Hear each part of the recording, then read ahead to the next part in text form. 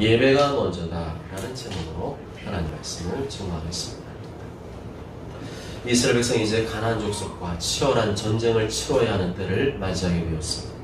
그렇지만 제대로 된 무기도 없었고 군사훈련도 제대로 되지 않은 상태였기 때문에 하나님의 기적적인 도우심이 절대적으로 필요했습니다. 그러기 위해서는, 하나님의 도우심을 얻기 위해서는 무엇보다도 하나님을 잘 섬겨야 했습니다. 하나님을 잘 섬겨야 은혜를 주시고 복을 주시고 능력을 주시고 도와주시고 함께 하시고 이기게 하시고 정복하게 하실 줄 믿습니다. 아멘. 하나님을 최고로 사랑하고 잘 섬기시길 바랍니다. 아멘. 그럼 하나님을 잘 섬기는 것이 무엇일까요? 어떻게 하면 하나님을 잘 섬길 수 있을까요? 내 마음대로 섬기면 안 되고 하나님께서 정해주신 대로 섬겨야 합니다. 내 생각과 판단대로 섬기면 안 되고 하나님께서 그렇게 하라고 정해주신 대로 섬겨야 합니다. 하나님께서는 오늘 본문에서 그것을 말씀하고 계십니다. 어떻게 섬기는 것이 하나님을 잘 섬기는 것인가? 어떻게 섬겨야 하나님을 기쁘시게 할 수 있는가? 그것에 대해서 집중적으로 말씀하고 계시는데 그것이 바로 제사입니다. 곧 예배죠. 오늘 말씀은 크게 세 부분으로 구분해 볼 수가 있는데요. 1절부터 8절까지는 매일 아침과 저녁으로 하루에 2번씩 드리는 상번제, 그리고 9절에서 10절까지는 안식일에 드리는 제사, 11절 15절까지는 매월 1일 초하루 월삭에 드리는 제사에 대해서 말씀하고 있습니다. 매일 아침 저녁으로 2번 제사를 드려라. 일주일에 한 번 안식일에 제사를 드려라. 한 달에 한 번 매월 초하루에 월삭의 제사를 드려라. 이것은 무엇을 말해주는 것이죠? 하나님께서 정한 시기에, 하나님께서 정해주신 때에 제사를 드리라는 것입니다. 1절과 2절 다 함께 읽습니다. 시작. 여호와께서 모세에게 말씀하였으되 자손에게 명령하여 그들에게 이르라. 내 헌물, 내 음식을 가지고 내 향기로운 것을 너희가 그 정한 시기에 상관에게 바칠지니라. 아멘. 하나님께서는 이스라엘이 하나님께 제물을 바칠 시기를 정하여 주셨습니다. 아무 때나 제물을 바치는 것이 아니라 하나님께서 정해주신 때에 바치라고 하셨습니다. 그 정한 시기에 삼가 내게 바칠지니라. 그 정한 시기에 내게 삼가 바칠지니라. 그렇다면 하나님께 제물을 바치려는 사람은 제일 먼저 무엇을 알아야 됐습니까? 하나님께서 제물을 바치도록 정하신 때가 언제인지를 알아야 됐습니다. 내 마음대로가 아니라 하나님께서 제물을 바치라고 정하신 때에 제물을 바쳐야 됐습니다.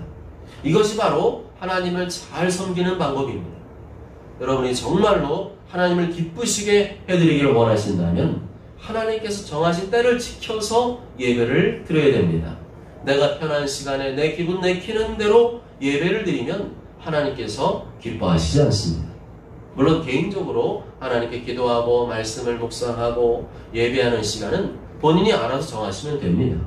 그렇지만 교회에서 공적으로 드리는 모든 예배는 교회가 정한 시간에 다 함께 모여서 예배를 드려야 됩니다. 그것이 바로 예배의 원칙이죠. 교회에서 정해놓은 예배 시간이 언제인가요? 주일은 주일 오전 11시, 새벽 기도는 월요일부터 금요일 새벽 5시 30분, 수요 기도는 수요일 저녁 8시입니다. 만약에 주일 예배 시간이 11시인데 9시에 와서 예배 드려달라 그러면 되겠어요? 제가 예배 드려드릴 것 같아요? 정해진 시간은 11시입니다. 그리고 그 시간에 맞춰서 다 함께 약속을 한 거죠. 다 함께 우리 그 시간 나와서 예배를 드리십시다. 그것이 다 함께 모여서 하나님께 뜨겁게 찬양하며 예배를 드리십시다. 그렇게 교회가 공적으로 정해놓은 시간입니다. 이 시간은 특별한 사정이 없다면 다 나와서 하나님께 예배 드려야 될 줄로 믿습니다. 그 예배 시간을 잘 지키는 것이 바로 하나님을 잘 섬기는 것이다 말씀하고 있습니다. 하나님은 꼭 약속을 지키시죠. 하나님 약속한 모든 이 말씀은 반드시 지키시는 것처럼 우리가 교회에서 정한 시간도 사실은 하나님께서 허락하신 것이고 하나님과 정해놓은 시간이라고 볼 수 있습니다. 이 교회에서 하는 것은 하나님이 위임하셨기 때문에 교회 정해놓은 시간, 그 시간을 잘 지켜서 예배드리는 것이 바로 하나님을 잘 섬기는 방법입니다. 또 하나님을 잘 섬기려면 하나님께서 정하신 예물, 하나님께서 기뻐 받으시는 예물을 드려야 됩니다. 내 마음대로 예물을 드리면 안 되고 하나님께서 정해주신 대로 예물을 드려라. 그 내용이 오늘 1절부터 10절까지 계속 나오고 있어요. 뭐 그걸 우리가 이 시간에 다 일일이 따지면서 성경 공부하는 시간 아니기 때문에 그걸 다 일일이 말씀 못 드리지만 핵심은 뭐예요? 하나님께서 이렇게 이런 걸 가지고 와서 이렇게 드려라. 하나님 정해주신 예물을 드려야 하나님 기쁘게 받으신다는 것을 알 수가 있습니다. 이제는 보면 하나님께 드린 제물에 대해서 이렇게 표현하죠. 내 헌물, 내 음식인 화제물, 내 향기로운 것은 내 헌물, 내 음식인 화제물, 내 향기로운 것은 하나님께 드리는 제물이 누구 거라는 거예요? 하나님 거라는 것을 강조하고 있습니다. 내 헌물, 내 음식인 화제물, 내 향기로운 것, 그것은 네 거가 아니라 내 거다. 다 내 거다. 네가 드리는 헌물, 네가 드리는 음식 다 내 거다. 그런데 여기서 내 음식 이런 말 들으니까 하나님께서도 음식을 잡신다는 말씀일까요? 그런 건 아니죠. 내가 드리는 모든 제물은 다 하나님의 것임을 강조하신 것입니다. 그렇습니다. 원래는 다 하나님의 것인데 하나님께서 나에게 주신 것의 일부를 다시 하나님께 돌려드리는 겁니다.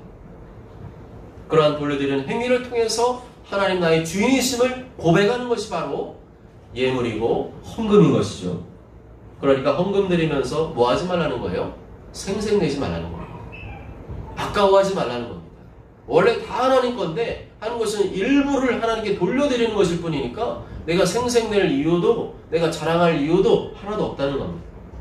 그냥 하나님께 다시 돌려드리는 것이기 때문에 하나님 감사합니다. 그러한 마음으로 하나님 앞에 헌금을 드리라는 것입니다. 하면 2절 중반절에 나오는 내 향기로운 것이라는 말은 히브리어로 나를 기쁘게 하는 것, 나의 기뻐하는 향기라고 말씀합니다. 제물을 태워드릴 때 나는 그 냄새가 하나님을 기쁘시게 한다는 거죠. 제물을 태워드릴 때 무슨 냄새가 나길래 하나님께서 그 냄새를 기뻐하실까요? 제물을 태워드릴 때 나는 냄새는 고기 굽는 냄새예요. 고기를 태워드리는 냄새입니다. 그런데 그 냄새가 하나님을 기쁘시게 한다. 그러면 하나님도 고기 냄새를 기뻐하신다는 그런 말일까요? 그런 건 아니죠. 단순히 불에 태워드린 고기 냄새를 우리처럼 하나님도 기뻐하신다. 그런 뜻이 아니라 하나님께 제물을 바치는 행위, 하나님께 제물을 바치는 그 헌신의 향기를 하나님께서 기뻐하신다는 것인 줄 믿습니다. 아멘. 그렇기 때문에 내가 드리는 헌금은 돈을 올려드리는 게 아니라 헌신의 향기를 올려드리는 것입니다. 우리의 그런 예물을 바치는 헌신의 행위를 통해서 하나님께서 향기로운 냄새로 받으신다는 것입니다. 할렐루야. 아멘. 그래서 하나님께 나올 때는 빈손으로 나오지 말아요.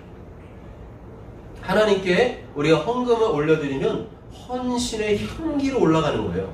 그런데 하나님께 안 드리면 어떻게 되는 거예요? 아무런 향기로운 헌신의 향기를 드리지 않는 겁니다. 이렇게 예배의 핵심은 헌신입니다. 뭐라고요? 예배의 핵심은 헌신입니다. 예배 시간을 지켜서 성전에 모이는 것도 헌신이고요. 또한 예배 시간에 하나님께 드리는 예물도 헌신입니다. 예배를 드리기 위해서 성전을 청소하는 일도 헌신입니다. 예배 후에 이어지는 성도의 교제를 위해 식당 봉사하는 것도 헌신입니다. 집에서 자녀들과 가정예배를 드리는 것도 헌신입니다. 자녀들과 함께 하나님의 예배를 공부를 하는 것도 헌신입니다. 주변의 영혼들을 섬기고 도와주고 대접하고 나누고 베풀어주는 모든 행위도 헌신입니다. 나라 민족을 위해서 기도하는 것도 헌신이고 한국교회를 위해서 기도하는 것도 헌신이고 우리 교회를 위해서 기도하는 것도 헌신이고 목회자 성도를 위해서 기도하는 것도 헌신이고 이렇게 헌신은 나 아닌 다른 존재를 위해서 희생하는 게 바로 헌신입니다.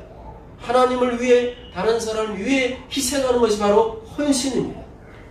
그런데 이런 헌신과 희생은 자기 부인이 된 사람만이 알 수 있습니다. 나만 생각하고 내 가족만 생각하고 내 앞날만 생각하는 사람은 헌신할 수가 없습니다. 늘 받으려고만 하고 얻으려고만 하고 취하려고만 하는 사람은 헌신할 수가 없습니다. 정말로 십자가에서 피를 주신 예수님 믿는 사람이라면 그럴 수 없습니다. 정말로 나를 십자가 피를 주신 예수님 살아갈 때마다 가슴이 먹먹해지고 송구스럽고 죄송한 마음이 드는 사람은 그럴 수가 없습니다.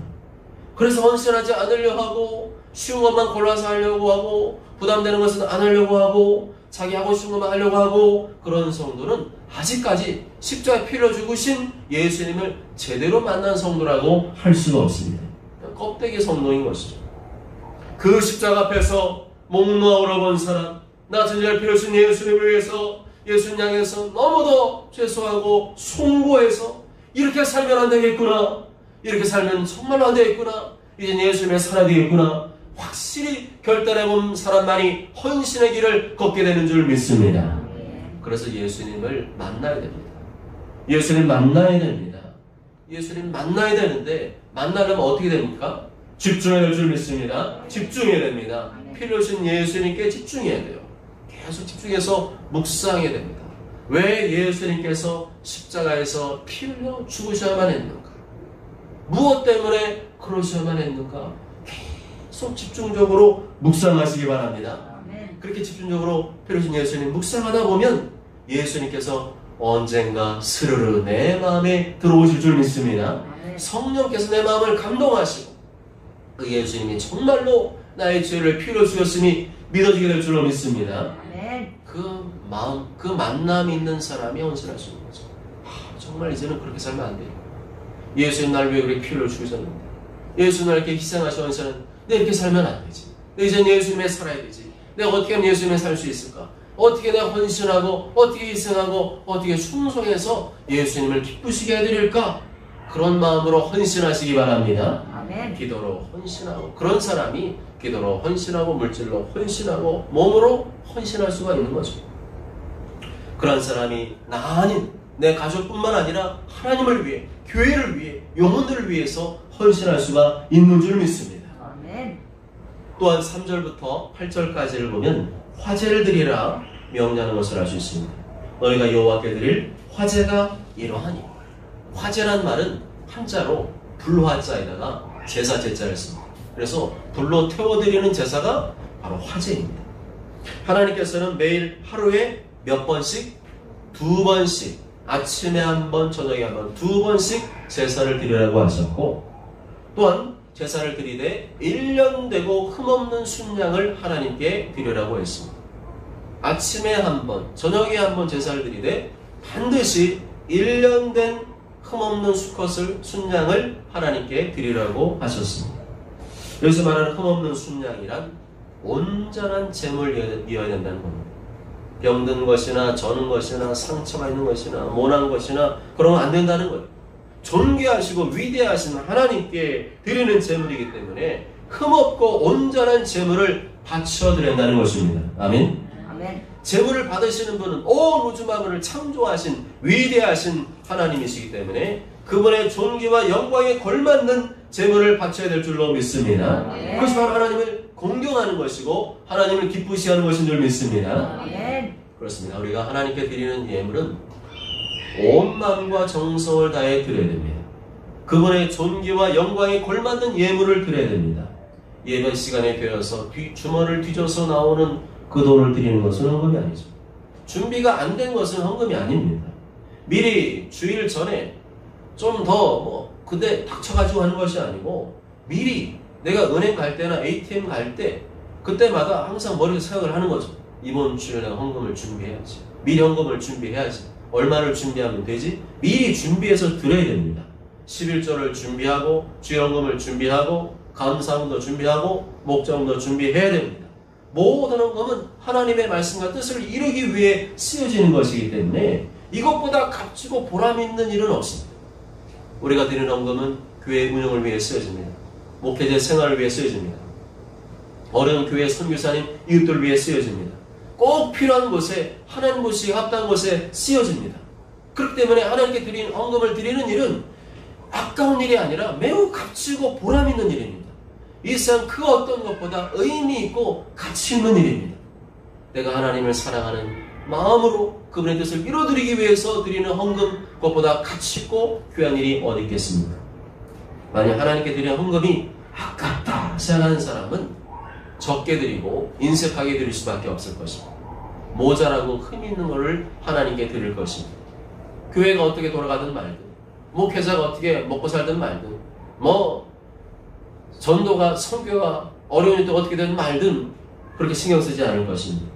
그러나 정말로 상대방을 귀하게 여긴다면 선물을 준비할 때 아무렇게나 준비할 수가 없죠. 마음과 정성을 다해 그분을 생각하며 준비할 수밖에 없습니다. 마음과 정성이 담기지 않은 선물은 상대방을 무시하는 거죠. 그런 마음으로 헌금을 드리고 있다면 바로 하나님을 무시하고 있는 겁니다. 또한 흠없는 순례는 아무 죄 없으신, 아무 흠이 없으신 어린 양 예수 그리스도를 상징합니다. 예수님은 인류 역사상 가장 흠없는 제물이셨습니다. 하나님의 아들이 직접 자신의 몸을 바치셨기 때문에 예수님만큼 가장 존귀하고 가치 있는 예물은 존재하지 않습니다. 더 이상 예수님을 능가하는 제물은 존재하지 않는 줄 믿습니다. 더 이상 예수님 능가하는 값비싼 제물은 존재하지 않는 줄 믿습니다. 더 이상 예수님보다 더 온전한 제물은 존재할 수 없는 줄 믿습니다. 우주 만물을 창조하신 하나님의 아들이 직접 십자가 위에서 피 흘려 죽으심으로 제물로 바쳐주셨는데 어떻게 그것보다 더 귀하고 흠없고 값비싼 제물이 존재할 수 있겠습니까? 그래서 예수께서 십자가 위에서 피 흘려 죽으심과 동시에 구약의 모든 제사, 제물, 절기, 의식은 다 끝이 났습니다. 할렐루야. 아멘. 구약의 제사와 제물과 절기는 다 예수님을 예표하는 겁니다. 예수님 바로 그런 분이시다는 것을 보여주는 것들인데 그 실체이신 예수님이 이 땅에 오셔서 십자가에서 완벽한 제사를 드리셨기 때문에 더 이상 구약의 제사와 제물과 절기는 설 자리가 없는 거죠. 그런데도 여전히 구약의 안식일을 지켜야 된다느니, 구약의 절기를 지켜야 된다느니, 구약의 제사를 지켜야 된다느니, 구약의 제물을 바쳐야 하는 이런 사람이 있다면 그 사람은 무조건 100% 이단입니다. 그 사람은 예수님 누구신지도 모르는 사람이고, 예수님 십자가 피를 주신 일이 무엇을 의미하는지도 모르는 사람이고, 예수님의 그 존귀하신 가치와 그 위대하심을 깎아내리는 평가하지 않으시기는 이단에 불과한 것입니다. 예수님께서 날 구원하신 은혜에 감사하여 예물을 드리시길 바랍니다. 예수님 날 구원하신 은혜에 감사하여 11조 드리고 주일헌금 드리고 감사 각종 헌금을 드리시길 바랍니다. 아멘. 그래야 할 때 우리의 헌금은 마음에도 없는 억지스러운 헌금이 될 수가 없습니다. 예수님께 감사한 마음으로 드리는 헌신의 향기가 될 것이고 흠없는 예물이 될 줄로 믿습니다. 아멘. 하나님께서 이렇게 온전한 마음이 담긴 예물을 드릴 때 기뻐 받으시고 우리의 삶의 모든 필요도 채우신 줄 믿습니다. 아멘. 9절 10절에 보면 안식일 제사에 관한 말씀 나오고 있습니다. 안식일 제사. 안식일에는 매일 하루에 2번씩 드리는 상번제 외에 별도로 또 제사를 드리라고 하죠. 별도로 제물을 드리라고 말씀합니다. 이것은 무엇을 의미할까요? 안식일은 따로 거룩하게 구별된 날이라는 겁니다. 다른 날에도 하루에 2번 제사를 드려야 되지만 안식일은 그 드리는 일반 상번제 외에 별도로 따로 구별해서 복되게 하신 날이므로 제사를 드려라 말씀합니다. 다시 말하면 다른 날보다 안식일은 더 헌신하라는 거죠. 더 온전한 제사를 드려라. 구약시대는 안식일을 거룩하게 지키지 않는 사람은 어떻게 하라고 그랬어요? 죽여야 된다고 그랬어요. 안식일을 그렇게 지키지 않은 사람은 죽여라 명령할 정도로 철저히 안식일을 구별하셨습니다. 안식일을 잘 지키는 자가 하나님의 백성이라는 겁니다. 안식일을 안 지키는 자는 하나님 백성이 아니라는 겁니다. 안식일을 안 지키는 사람은 하나님 백성으로 간주하지 않아도 된다는 것입니다. 이제는 예수님께 십자가에 피 흘려 죽으시고 구약의 안식일인 토요일을 지나 지금의 일요일에 부활하셨습니다. 그래서 우리는 지금의 일요일을 주님의 날, 주일, 로드데이로 지키는 것입니다. 그래서 그리스도인들은 세상 사람들처럼 일요일을 일요일이라고 부르지 않고 주님의 날이다, 주일이다, 로드데이라고 부르는 것입니다. 주일은 구약의 안식일과는 다릅니다. 주일은 주님의 부활을 기뻐하며 축하하는 천국 잔칫날인 것입니다. 구약의 안식일은 엄숙하게 지키고 하지 말라는 율법 조항들로 가득했다면 신약의 주일은 마음껏 기뻐하고 즐거워하고 찬양하며 예배의 날로 지키는 줄 믿습니다. 하늘의 기쁨, 천국의 기쁨을 맛보는 이 세상에서 가장 기쁘고 행복한 잔칫날인 줄 믿습니다. 그래서 주일을 초상집으로 만들면 안 됩니다. 주일날에는 항상 웃어야 돼요. 주님 부활하셨으니 내가 구원받았으니 웃어야 됩니다. 내가 하는 일이 잘 안 되고 어려움이 있다 할지라도 주님 생각하면 날 구원하셨으니 날 필요하셨으니 날 영생 주니 우리는 즐거워하고 감사하고 누려야 됩니다. 나는 비난하지도 말고 용서하고 사랑으로 충만한 날이 되어야 됩니다. 음식도 풍성하게 차려놓고 천국 잔치를 누려야 됩니다. 푸짐한 것을 먹으면서 여기가 천국이구나 그걸 느끼도록 해줘야 됩니다. 그래서 번학하지 말고 푸짐하게 우리는 먹고 마시고 즐겨야 됩니다. 그게 바로 하나님을 섬기는 또 하나의 방법입니다. 하나님의 뜻대로 쓰면 채워준 줄 믿습니다. 주님 기뻐하시는 일 쓰면 하나님 반드시 채운 줄 믿습니다. 돈에 쩔쩔매어 살지 말고 하나님 말씀에 매어 사시기 바랍니다. 먼저 그 나라와 의를 구하며 사시기 바랍니다. 11절과 15절까지를 보면 하나님께서는 매월 1일 매월 초하루 월삭에 제사를 드리라고 하시죠. 매월 1일 초하루 월삭에 제사를 드리라는 말은 그 달의 전도를 하나님께 드리고 바치고 헌신하라는 의미를 갖고 있습니다. 다시 말하면 매월 초하루에